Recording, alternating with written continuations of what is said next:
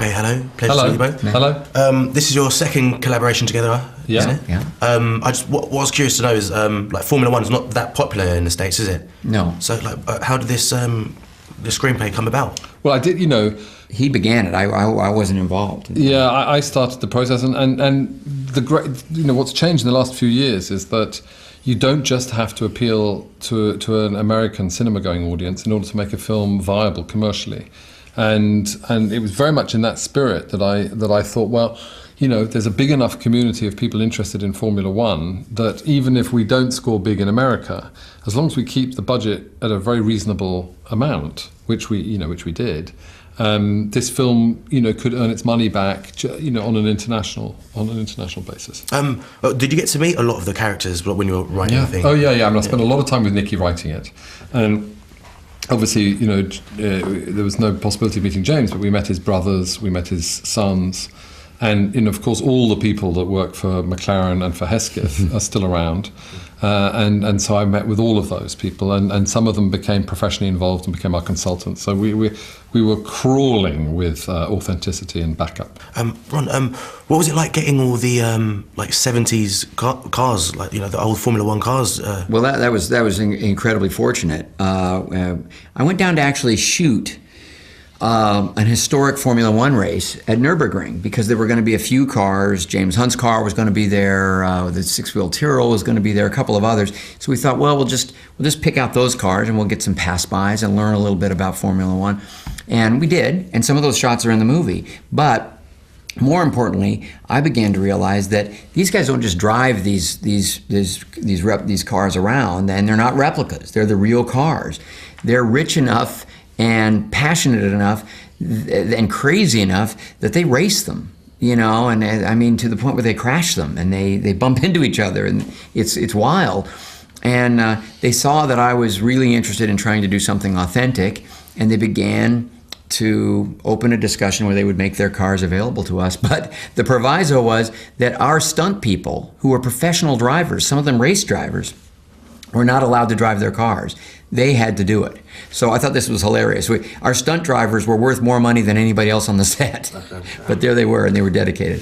The hardest scene I would have thought was doing that crash scene, the infamous crash scene. How difficult was that? Very complicated, but at least we had this Super 8 footage to rely upon. More challenging was the final race at Fuji. That entailed everything. Real danger, because we were shooting in the rain. Cars did hydroplane unexpectedly, and it was nerve-wracking. The drama was extremely challenging. It was subtle, and yet, there was intensity there, so real acting required. The storytelling, the music, just the cinema of it, was as challenging a sequence as any I think I've really been involved in. I was going to say, I saw it a couple of days ago, and I really was moved, literally from the word go. I mean, the introduction was brilliant, and then I just think it appeals to everyone. The energy, and my favourite scene was when Lauder's, being confronted by that journalist, and then he goes down, and then Mr. Hunt goes down and gives him a good thumping, which was, which I wanted to ask, did that really happen, or? I don't remember.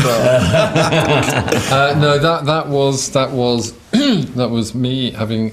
Look, the question happened. The question happened. Right. So the journalist asked that question. People were pretty irate about that, and we heard James, he was protective in a way of Nicky, and that's sort of what we knew. And that's when you realise that's when it really becomes powerful, their relationship together. Yes, and also I wanted to show a masculine way of a man showing affection for another man, and without the other man knowing that, and the fact that he took care of that journalist, in that way, was a way of, in a non-verbal sense, James showing his respect and affection for Nicky, which sometimes he couldn't afford to show in a competitive situation, So to me, that was an act of friendship.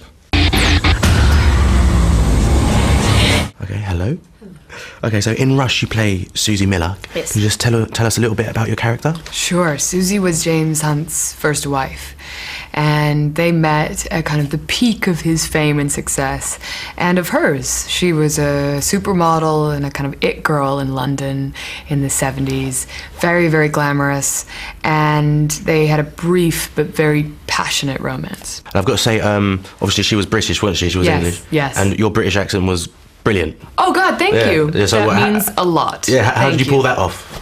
My dad has a British accent, so... Oh, he's British, is he? So it's a bit of a cheat. And I wanted to, make him proud and obviously do justice to Susie. And it wasn't meant to be an impression of her. If I were making a film about her, I would go and, torture her by studying her mannerisms and speech patterns and all the rest. But I did want to kind of evoke that English fabulous glamour of the 70s, which I've spent my whole life, idolizing through music and fashion, art, and everything else that was going on here at the time. I watched the film and I've got to say I really enjoyed it. At the end of the day, I'm a guy, so I'm looking at cars, beautiful women, loving it. Yeah. But how do you feel this is going to reach a female audience?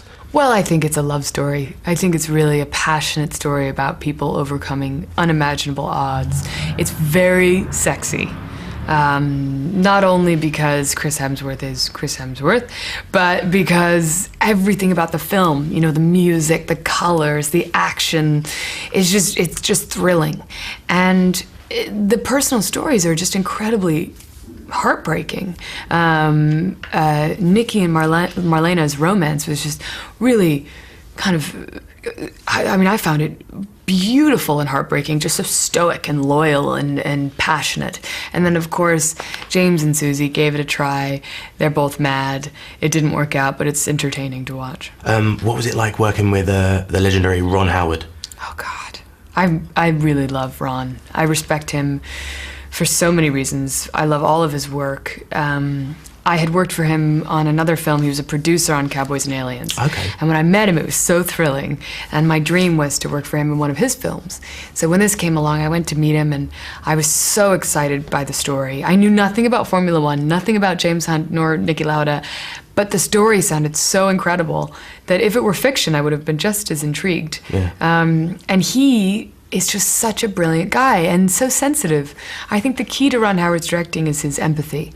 He has empathy for all human beings, and you really sense that in his films. He brings a lot of heart to this film, which is why I think it's such an unusual and great product. So did you actually get to sit in any Formula One cars and that kind of stuff? I sat in one briefly. It didn't move, but I sat in it. And it was enough for me to appreciate how insane you'd have to be. And how powerful they are, yeah? Yeah. Okay. And finally, what are you working on next? I have a few films coming out that I'm so excited about. This one, of course, and then Spike Jonze' film Her, which is really beautiful with Joaquin Phoenix. Paul Haggis's film Third Person with Liam Neeson, which is really great. And then a film I executive produced that's out in the States now and will be here in November called Drinking Buddies, which is an entirely improvised film. I played James Hunt, who was kind of one of the rock star playboys of the 70s Formula One world, and sort of embodied the glamour and the thrill and excitement of that period and the sport.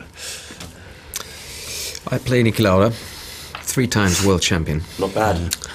Austrian, Yeah. very focused, a lot of discipline, Yeah. a genius. And he was kind of a modern driver back in the days because he was very, he knew a lot about the technology of the cars. He was very concerned about safety, and thanks to drivers like him, the safety in Formula One improved a lot. So how did you research your roles? I take it you obviously got to meet Niki Lauda and got to speak with him. Did you get to speak with the modern day Mr. Webber from Australia? No, I mean I was a lot of different books and biographies and interviews and what have you that I was kind of immersed myself in and spoke to people who were around that period. But obviously James wasn't around to speak to. But there were plenty of people who knew him and gave some great advice. But in the end, I had to sort of find out what my version of the character was going to be, because there were contrasting and contradicting sort of views on who he was, and a lot of layers there. There was the playboy rock star that I think was the more public view of him, but then there was a whole other side of was insecurity or vulnerability and. Yeah. So. Yeah, I'll tell you what my favourite scene was when the journalist obviously was like trying to like mock you, and then James Hunt obviously went and catched it. It's beautiful. It's brilliant. That's when you realise that it's quite emotional, that bit, wasn't it? Yeah. But, Peter Morgan is so good when it comes to that, because they, you know, that question, the press conference, that really happened, but then, you know, there was never that punch, I think, you know. Yeah, I think there were a lot of things in the film like that were maybe happened, or stories. I mean, for the most part, there was this, you know, the fact of this. The 76 season and these characters were far more interesting than any fiction, but that particular thing was something that, as rightly so, that Daniel said Peter's so good at and threw in. Yeah. Right when we were thinking, is James going to be able to kind of win back the audience there, or, you know, has he gone down one path that we're just, you know, we don't care anymore? And that kind of brought him back in the race, even in an audience mind of kind of who they wanted to win. So you come down to that final race and there is no clear hero or villain. You don't know who you want to win, and that's... is far more interesting than I think than having a clear view on who should be up on the podium. What's it like working with Niki Lauda? Is he literally exactly like the way you portray? He's straightforward, completely undiplomatic. It's just like in the movie. Yeah, he is. But and that's why I'm so happy, such a relief to know that he, liked me at first, and also likes the result. You know, he's very happy with the movie because he would have told me if he didn't like it. Okay, so what's it like working together? Well, because obviously it's your first time you work together, like, and the last, we hope. That was great. We had a great time here. But, you know, you get lucky sometimes, and I got this. You said that. Great. No. Diplomatic here myself, right? Let's chill out. As you can tell, we always had good sense of humor. No, it was good. I was glad that he was not, you know, a kind of method actor who, you know, would like to create a fake rivalry, you know, because there wasn't any. And I did it behind his back when no one was looking. It's a safer way of Yes, sabotaging somebody. Yeah, just in the movie.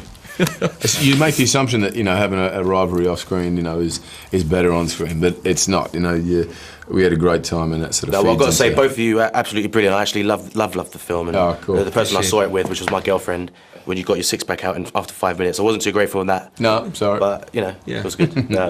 Wasn't that impressive? Thank you very much.